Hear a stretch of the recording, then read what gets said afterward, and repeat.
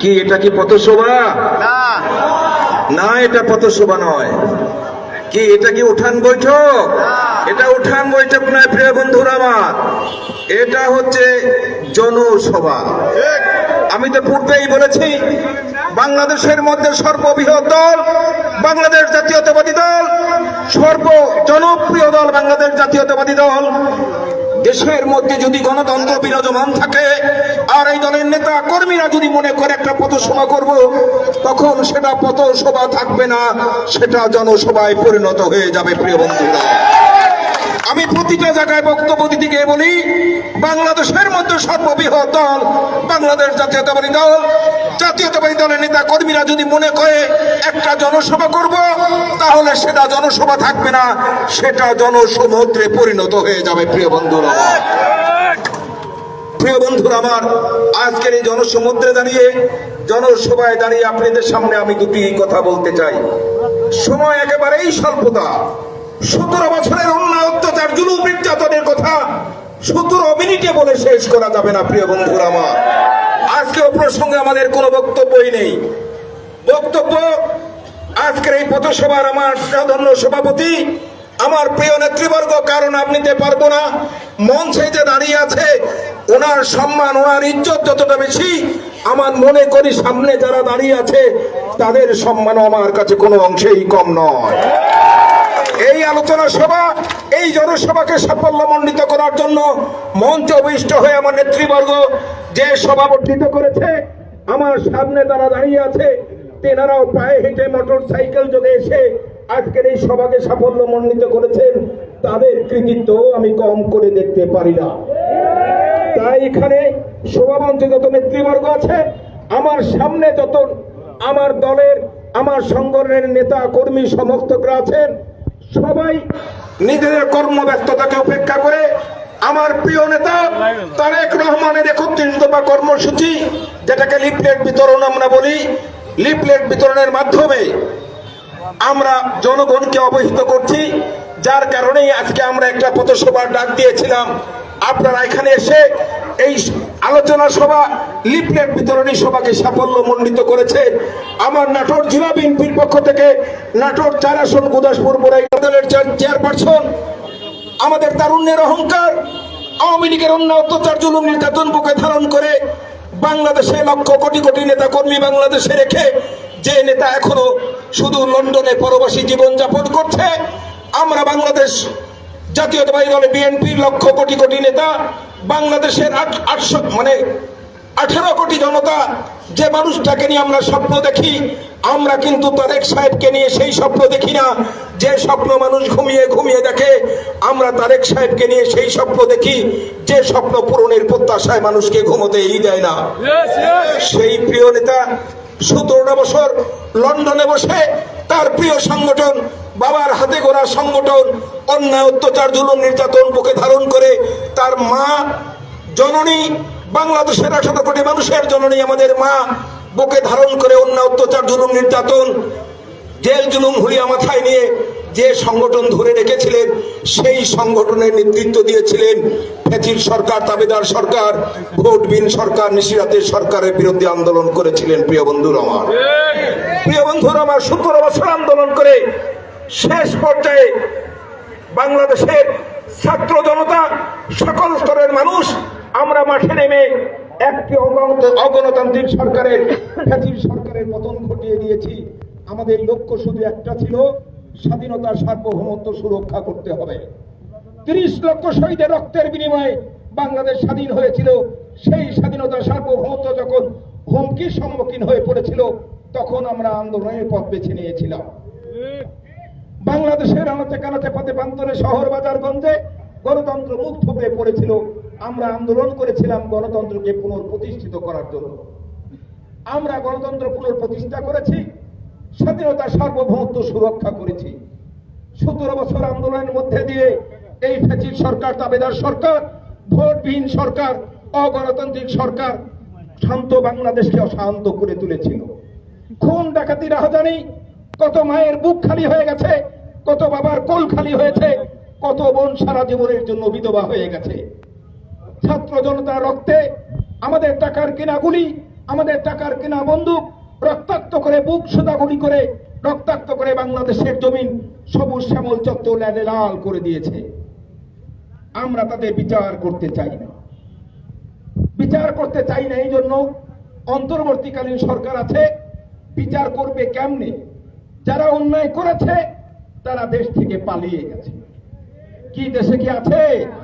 যারা অন্যায় করেছে তারা দেশ ছেড়ে পালিয়ে গেছে।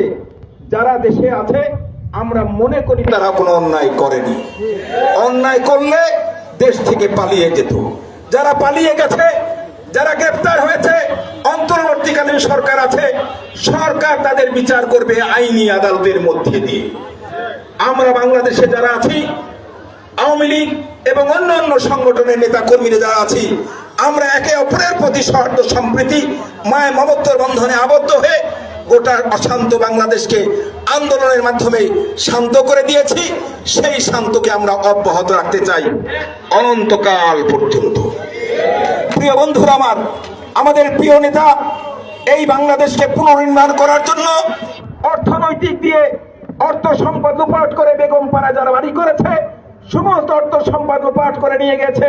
বাংলাদেশটা তোলাবিহীন ঝুড়িতে পরিণত হয়ে গেছে।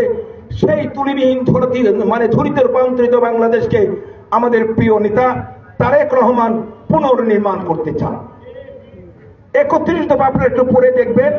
31 দফার মধ্যে বাংলাদেশকে সোনার বাংলাদেশ রূপান্তরিত করতে হলে 31 দফা কর্মসূচি যদি বাস্তবায়ন করা যায়, যে দলই ক্ষমতায় যাক না কেন, যে দলই সরকার গঠন করুক না কেন, এই 31 দফা কর্মসূচি যদি বাস্তবায়ন করে তাহলে বাংলাদেশ আর বাংলাদেশ থাকবে না, বাংলাদেশ সোনার বাংলাদেশ তৈরি হয়ে যাবে।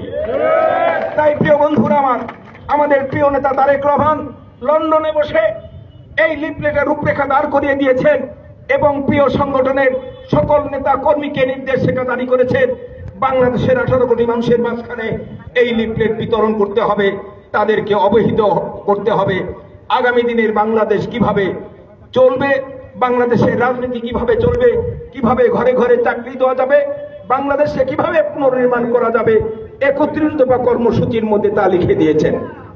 আমরা বাংলাদেশের সকল শীর্ষ পর্যায়ের নেতা, উপজেলা, ইউনিয়ন, জেলা, বিভাগীয় পর্যায়ের নেতৃবর্গ প্রতিটা জায়গায়, হাটে বাজারে গঞ্জে সকল জায়গায় আমরা এই লিফলেট বিতরণ করছি। লিফলেট বিতরণের মাঝখান দিয়ে মানুষকে অবহিত করতে হবে। আগামী নিয়ে এসেছি, আপনারা লিফলেট নিয়ে যাবেন, পারলে দু একটা ছাপিয়ে নিয়ে জনগণের মাঝখানে প্রচার করে দিবেন। আমাদের প্রিয় নেতা আগামী দিনের তারুণ্যের অহংকার, আগামী দিনে আমরা যাকে নিয়ে স্বপ্ন দেখছি, সেই নেতা দেশ কিভাবে পরিচালনা করবে তার রূপরেখা এখানে দিয়ে দিয়েছেন। পাশাপাশি একটা কথা বলি, দেখতে দেখতে পঞ্জিকার পাতা থেকে 17 বছর আন্দোলনের পর আমরা দেশকে নতুন ভাবে স্বাধীনতা অর্জন করেছি 2024 সালে 5ই আগস্টে। তারপরেও কিন্তু 14টা মাস আমাদের মাঝখান থেকে অতিবাহিত হয়ে গিয়েছে। আমরা 14 মাস পরে হলেও তফসিল ঘোষণা করেছে আগামী 26 সালে 12ই ফেব্রুয়ারি নির্বাচন অনুষ্ঠিত হবে, জাতীয় পর্যায়ের নির্বাচন। আমাদের প্রিয় নেতা তারুণ্যের অহংকার তারেক রহমান বলেছেন আগামী দিনে ত্রয়োদশ জাতীয় সংসদ নির্বাচন হবে বাংলাদেশের জাতীয়তাবাদী দলের জন্য একটা চ্যালেঞ্জের নির্বাচন। বাংলাদেশকে নিয়ে ষড়যন্ত্র হচ্ছে। বাংলাদেশের 18 কোটি মানুষ কোরআন শরীফ বিক্রি করে, হাদিস বিক্রি করে, পূজা এবং রোজা এক করে দিয়ে তাদের কাছে ভোট ভিক্ষা করছে। এইভাবে দেশের একটা সংগঠন নিজেদের ইমান বিক্রি করে জিতার জন্য, ভোটে জিতার জন্য, ওই আসনগুলো জিতার জন্য, ওই সরকার গঠন করার জন্য উপায় তারা শুরু করেছে। আমাদের সজাগ দৃষ্টি রাখতে হবে। আগামী ত্রয়োদশ জাতীয় সংসদ নির্বাচন অনুষ্ঠিত হবে ফেব্রুয়ারি মাসের 12 তারিখে 2026 সালে। এই নির্বাচনী বৈতরণীতে আমরা যদি পাড়ি দিতে না পারি তাহলে আমার দুর্ভাগ্য, আবার আমাদের এই সে বিগত 17 বছরে ফিরে যেতে হবে। তাই এই নির্বাচনে যদি জিততে চান আপনার পার্শ্বস্থ সাধারণ ভোটারদের মন জয় করতে হবে, তাদেরকে আশ্বস্ত করতে হবে, তাদের সঙ্গে বন্ধুত্ব তৈরি করতে হবে, তাদেরকে আশ্বাস দিতে হবে আগামী বিএনপি যদি ক্ষমতায় যায় আমরা যেভাবে শান্তিতে বসবাস করব, আপনারা প্রতিবেশী হিসাবে আপনাদেরকেও আমরা নিরাপত্তার চাদরে ঢেকে রাখবো। কি করা যাবে না? করতে হবে প্রিয় বন্ধুরা আমার। কারণ আমরা আন্দোলনের সময় দেখেছি হাতে গোনা কয়েকজন মানুষ আমরা আন্দোলন করেছি, তখন কিন্তু এত লোক খুঁজে পাওয়া যায় না। আজকে তখনই সুদিন এসেছে, আমাদের অনেক নেতা কর্মী এদিকে ওদিকে ছিল, সবগুলো কিন্তু একত্রিতভূত হয়ে গেছে। শুধু বিএনপির ভোট নিয়ে কি, এইগুলো মানুষগুলোকে নিয়ে কি আমরা নির্বাচনী বৈতরণী পাড়ি দেওয়া যাবে? পাড়ি দেওয়া যাবে না। একটু ভাবতে হবে। আমাদের প্রতিবেশীদের সঙ্গে সৌহার্দ্য সম্প্রীতি মায় মমত্বর বন্ধনে আবদ্ধ করে আগামী ত্রয়োদশ জাতীয় সংসদ নির্বাচনী বৈতরণী পাড়ি দিতে হবে। প্রিয় বন্ধুরা আমার, এখানে আর ঘরে বসে থাকলে চলবে না। আমাদের এমনি মনোনয়ন প্রকাশ করতে অনেক দেরি হয়ে গেছে। আমি আপনাদের কাছে ওয়াদা করে যাচ্ছি প্রিয় বন্ধুরা আমার, এই দলের জন্য শরীরের ঘাম ঝরিয়েছি, এই দলের জন্য আন্দোলন সংগ্রাম করতে গিয়ে রক্ত দিয়েছি, মৃত্যুর মুখোমুখি হয়েছি। আমার জাফর ইকবাল নয়ন বলে গেছে যে পরিশ্রম করেছি, পারিশ্রমিক চাই। কি কথা ঠিক আছে?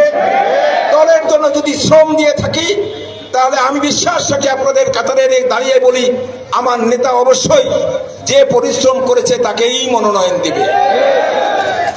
মনোনয়ন আমি ওয়াদাবদ্ধ আপনাদের কাছে। মনোনয়ন যদি আমি পাই, নির্বাচনী বৈতরণী আপনাদের সম্পৃক্ত করে নির্বাচনী বৈতরণী পাড়ি দিব।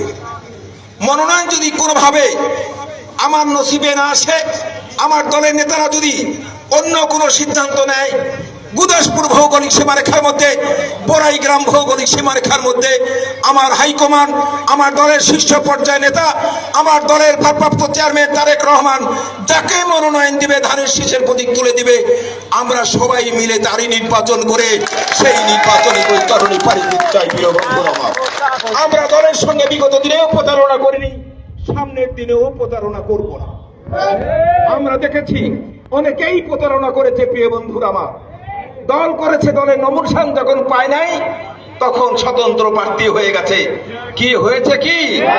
আমরা সেটা হতে চাই না। দলের জন্য রক্ত দিয়েছি, মৃত্যুর মুখোমুখি পথে দাঁড়িয়েছি। দলের সঙ্গে হাজার নেতা, লক্ষ লক্ষ নেতা কর্মীরা চাতক পাখির মতো চেয়ে আছে। দল ক্ষমতায় গেলে নিরাপদে থাকবে, দল ক্ষমতায় গেলে নিরাপদে ব্যবসা বাণিজ্য করবে। দল যদি ক্ষমতায় না যায়, 17 বছরের অন্যায়, অত্যাচার, জুলুম, নির্যাতন আবার পুনর্বার করে আমাদের মাঝখানে নেমে আসবে। প্রিয় বন্ধুরা আমার, আজকে এখানে নাজিরপুরে আসলে আমার একটা কথা মনে পড়ে। আমি আর মনে হয় আপনাদের মাঝখানে বেশি দিন থাকবো না। চেয়ারম্যানের দায়িত্ব পালন করতে গিয়ে নাজিরপুরে জাতীয় চেয়ারম্যানের সঙ্গে 10 বছর চেয়ারম্যানই করেছি। ওই বন্ধুটা আমাকে ছেড়ে চলে গেছে। আসুন আমরা তার রুহের মাগফিরাত কামনা করি, আল্লাহ পাক তাকে যেন জান্নাত নসিব করেন। এই চাপিলা ইউনিয়নে জাফর চেয়ারম্যানের সঙ্গে একসঙ্গে চেয়ারম্যানের দায়িত্ব পালন করেছি। জাফর চেয়ারম্যান আমাদের মাঝখানে হারিয়ে গেছে। নাজিরপুরে ভাই চেয়ারম্যান রহিম মোল্লা ছিল, একসঙ্গে চেয়ারম্যানের দায়িত্ব পালন করেছি। ওই মানুষটা আমাদের মাঝখান থেকে হারিয়ে গেছে। আক্কা চেয়ারম্যান বিঘাট ইউনিয়ন পরিষদে একসঙ্গে চেয়ারম্যানের দায়িত্ব পালন করেছি। তয়ের চেয়ারম্যান খুবজুবুর ইউনিয়ন পরিষদ, মোহাম্মদ আলী চেয়ারম্যান মুর্শিদা ইউনিয়ন পরিষদ, সবগুলো চেয়ারম্যানই আমার মাঝখান থেকে হারিয়ে চলে গেছে অজানা আর দেশে না ফেরা আর দেশে। কতদিনই বা বেঁচে থাকবো? আমার চাপিলা ইউনিয়নের সালাম ভাই আমার সঙ্গে চেয়ারম্যানের দায়িত্ব পালন করেছে, ওই মানুষটাও চলে গেছে। জান্টু ভাই তো আপনাদের অত্যন্ত প্রিয় সন্তান ছিল। আর কতদিন বেঁচে থাকবো? একসাথে আছি, দল থেকে ছিটকে যেতে কোনো সময় রাজি নই। প্রিয় বন্ধুরা আমার, দল যে সিদ্ধান্ত নিবে আমরা সেই সিদ্ধান্তই অবনত মস্তকে মেনে নিব। তবে আপনারা একটু আমার জন্য দোয়া করবেন। আপনাদের সাথে আছি, অনেক কষ্ট করেছি, শ্রম অর্থ সর্বোপরি সবকিছু বিনষ্ট করে আপনাদের মাঝখানে আছি। দলের আন্দোলন সংগ্রামে ওতপ্রোতভাবে জড়িত আছি। আমি বিশ্বাস রাখি, দলের জন্য যদি শ্রম দিয়ে থাকি, তাহলে আমার দলের মালিক ভারপ্রাপ্ত চেয়ারম্যান তারেক রহমান আমার পরিশ্রমের মূল্য উনি দিবেন। পরিশ্রমের মূল্য দিলেও নির্বাচন করব, পরিশ্রমের মূল্য না দিয়ে অন্য কাউকে দিলেও তারই নির্বাচন করব। প্রিয় বন্ধুরা, অন্য বিকল্প কোনো সিদ্ধান্ত আমরা নেব না। আমি আপনাদের কাছে উদাত্ত আহ্বান জানাই, একটু ভেবে দেখবেন কাদেরকে সাথে নিলে নির্বাচনী বৈতরণী পাড়ি দেওয়া যাবে।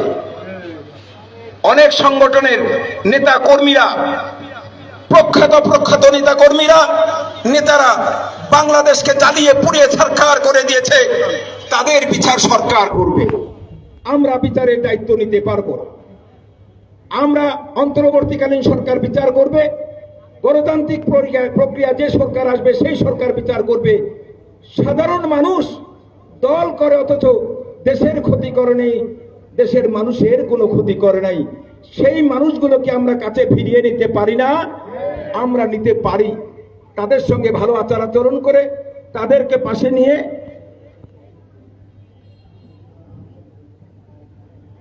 তাদেরকে সাথে নিয়ে আগামী দিনে নির্বাচনী বৈতরণী পাড়ি দিতে হবে। কিছু কিছু সংগঠন যাদেরকে ফাঁসি কাস্টে ঝুলিয়েছে, তারা যদি কিছু কিছু সংগঠনকে মাফ করে দিয়ে ভোটের লালসা এত কিছু করতে পারে, যারা দেশের জন্য কোনো ক্ষতি করে নেই, দেশের শান্ত পরিবেশ অশান্ত করে নেই, তাদেরকে আমাদের কাতারে নিলে কি কোনো সমস্যা? আমি তো মনে করি সমস্যা। নির্বাচনী বৈতরণী পাড়ি দিতে হবে। প্রিয় বন্ধুরা, তারেক রহমানের জন্য দোয়া করবেন। 17 বছর আন্দোলন সংগ্রামে নেতৃত্ব দিয়ে আজ পর্যন্ত বাংলাদেশের সোনার মুখ, বাংলাদেশের লক্ষ কোটি কোটি নেতা কর্মীর মুখ সে দেখতে পাচ্ছে না। আমরা ওই মানুষটার জন্য প্রাণ খুলে দোয়া করব। অতি শীঘ্র আমাদের মাঝখানে ফিরে এসে সশরীরে আমাদের দলের নেতৃত্ব দিয়ে আগামী দিনে আমাদের তারুণ্যের অহংকার তারেক রহমান যেন রাষ্ট্রনায়কের দায়িত্ব প্রতিপালন করতে পারে। আগামী নির্বাচনী বৈতরণী ধানের শীষের প্রতীকে আমরা ভোট দিয়ে নাটোর 4 আসন বিজয়ী করে আমরা যেন তারেক রহমানের হাতকে শক্তিশালী করতে পারি। স্বাধীনতা সার্বভৌমত্ব রক্ষার অতন্ত প্রহরী আমাদের প্রিয় নেত্রী দেশ নেত্রী বেগম খালেদা জিয়ার হাতকে যেন আমরা শক্তিশালী করতে পারি। এই বিষয়ে নির্বাচনী বৈতরণী পাড়িতে আমরা ঐক্যমত আছি তো নাকি? একটু হাত তুলে দেখান তো আমরা ঐক্যমত আছি কিনা। প্রিয় বন্ধুরা আমার,